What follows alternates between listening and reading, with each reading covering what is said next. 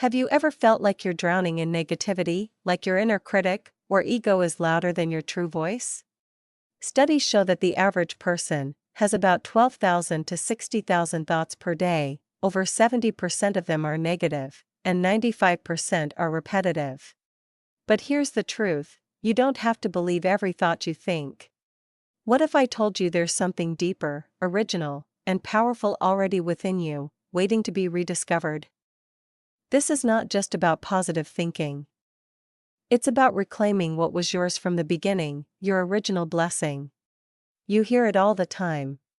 You're not good enough. But what if I told you, none of that is true? In fact, the very first thing ever spoken about you, by the one who made you, was, "You are very good." That's not opinion. That's identity.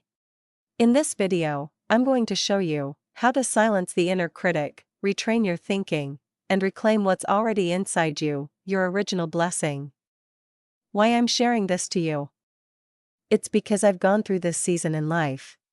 I've done this during my struggle of dealing with my negative mind, causing me chronic stress. This is not an easy task, I know. That's why we have to constantly remind ourselves of this every time negative thoughts kick in. Psychologist says negative thoughts are normal. However, to some extent it's already becoming destructive to our health and growth. So, we have to do something so we can live life vibrant with purpose, hope, joy, and be a blessing for others too. In the Genesis creation story, after each day, God saw what He made and declared, it was good. But when He created humanity, He didn't just say good. He declared, it was very good. Why? Because humans were created in God's image, imbued with love, intelligence, creativity, and freedom. Because, in us, God shared something of Himself, that unconditional love, empathy, service, mercy, compassion, inner strength, and more. These are the seeds of the original blessings, already planted in our hearts. And though they may lie dormant, but they are never lost, when we cherish this truth, we begin to see our own beauty and purpose. We become more grateful and reverent to the one who made us, the Holy One, the source of all goodness and blessings. And we start to appreciate the goodness and giftedness in others too. As well as, we start connecting to people with respect, because of our uniqueness and diversity. We start to see the sacredness in every person, and every living being in creation, as we come from the same source. Modern psychology affirms this: we are born with an innate capacity for empathy, joy, and connection, as well as the sense of sacredness, holiness. But over time, trauma, social conditioning, and fear bury that truth. Then, life gets messy. We become distracted, we fall, we forget the blessings. We begin to believe the lie that we are broken beyond repair, that our failures and sins define us. And the more we focus on those lies, the more they grow. Like feeding a monster, our negative self-talk becomes louder, angrier, more consuming, until we can't hear anything else. Here's the danger: we start living as if the lie is true. We become self-centered, constantly seeking for love or validation, but never satisfied. We spiral into selfishness, pride, or guilt. And if we don't stop to reflect, we may even start justifying our wrong choices, thinking, this is just who I am. But here's the truth: you are more than your mistakes, you are more than the harsh words others have said to you. You are not the voice from your past that said, you're not good enough. You'll never change, you're too broken to be loved. Listen, you are not your ego. You are not your fear or anger, you are blessed. Originally, deeply, irrevocably. Because you are blessed, so you are sacred. So, when you feel overwhelmed, go back. Reclaim your original blessing. Remember that you are carrying the seeds of original blessings, you are carrying God within each gift. God is, in our hope, that endures through dark seasons. Compassion, that turns pain into service. Wisdom, that grows through failure. Faith, that holds you when logic fails. Courage, to act even in fear. Confidence, to move forward even when insecure. trust, to take the next step even in uncertainty. Each of these are muscles of resilience we can build. The more we practice them, the stronger and evident they get, and the more God is ever present in our experiences. Be vigilant, not to focus much on failures or sin but rather on the blessings or God's grace. Yes, it's important to acknowledge sin when we fall. The sense of sin is important. However, we also need to evaluate the difference between sins or just a simple honest mistakes. Because too much guilt even to smallest mistake when it's not supposed to, creates inappropriate excessive guilt that prevents a person from moving forward. Perhaps the person got stuck in shame or insecurity. So if we dwell too much on inappropriate excessive guilt, shame, fear, or insecurity, we got stuck on the belief, I'm not good enough. We build stronger mental highways for those thoughts. Let's be clear. Guilt has a purpose, especially guiding us from sin to transformation or conversion. It alerts us when something is wrong with our choices and actions. When we step out of alignment with God's ways. When we made something wrong, hurting others directly or indirectly. Guilt signals that we have to make amends and ask forgiveness to those we've hurt, or at times to forgive ourselves, because sometimes we also become harsh to ourselves. Toxic guilt, or what psychologists call maladaptive guilt, traps us in shame and prevents growth. Spiritual transformation doesn't come from self-condemnation or shame.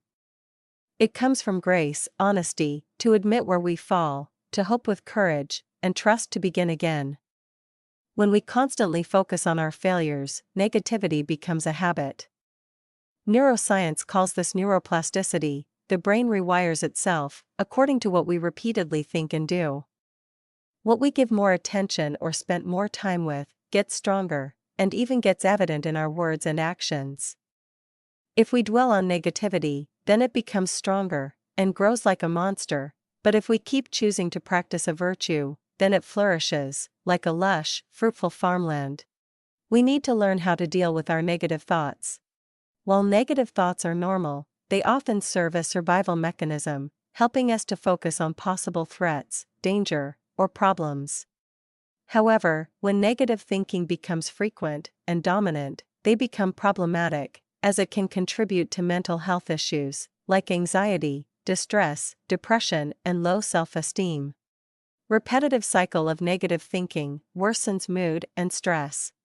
Psychologists emphasize that while negative thoughts are normal, recognize them as thoughts, not facts. We also need to learn strategies to manage or reframe them, to maintain well-being, especially awareness and coping strategies. Like pausing to observe a negative thought, without judgment. Just observe when they come, and say to them, yeah, I recognize you, what are you here for? Will you serve me any purpose? If you sense it's not, then you can say, yes, I recognize you, but you can leave now, I'm done with that part of my life, I choose to live life anew, bye-bye. So the next time your mind starts spiraling in negativity, tell your thoughts. I'm letting you go. You're not serving me any purpose, I choose to live life anew, I choose hope, courage and a new mindset, bye-bye. Retrain your thoughts. Remind yourself, I am an adult now, living in a new reality. I can now choose resilience, life, and joy. Yes, you can retrain your brain. Through reflection, prayer, practice of letting go negative thoughts and practice of virtue. Then, we begin to rewire our minds toward truth and grace. You have the capacity to choose, to rise again, beyond negativity or failures. The capacity to tap your courage, to change what you can change, and accept those that you can't change. You have an abundance of inner tools, the virtues and gifts, waiting to be used. You can tap them when facing any situations, tap the most suited one. Hope, compassion, wisdom, faith, courage, confidence, trust, and more. You just need to recognize them and choose wisely. Yes, we have the freedom to choose, that's a gift too. Isn't it awesome? But please remember to choose what is life-giving. This would certainly please our Creator and Father. And most of all, remember this, you are not alone. God our Father is within you. In every step. In every breath, every single day. In every strength and gift He's given you. In every gift He's planted in your heart. God is present. In each present, or gift, maybe that's why it's called present. Just call Him, He's a best friend always ready to listen to your honest rants and stories. Every time you desire to do good, to hope, or desire change for the better, it is God calling within you. Go for it. Ask God to lead you the way. God didn't design us to be perfect machines. He designed us to be in relationship with Him, with ourselves, and with each other. That means we are not meant to journey alone. We grow in community, we heal in communion, we become whole through connection. We were made not just for ourselves, but for each other, to live in harmony with diversity. Harmony doesn't mean agreeing on everything, it means honoring and accepting one another's uniqueness and differences, but building communion. Because sometimes, what causes us stress is we couldn't accept each other's differences. So, relax. They too are gifted with that same goodness and sacredness. They too are God's masterpieces. If this message stirred something in you, then stay with us. In the next episodes, we'll unpack some other topics that can transform your spiritual and mental life. Like, subscribe, and share this with someone who needs a reminder of who they truly are. Because someone you know needs this reminder today. You were never broken, you were always blessed. Have a good day, and start living from your blessings.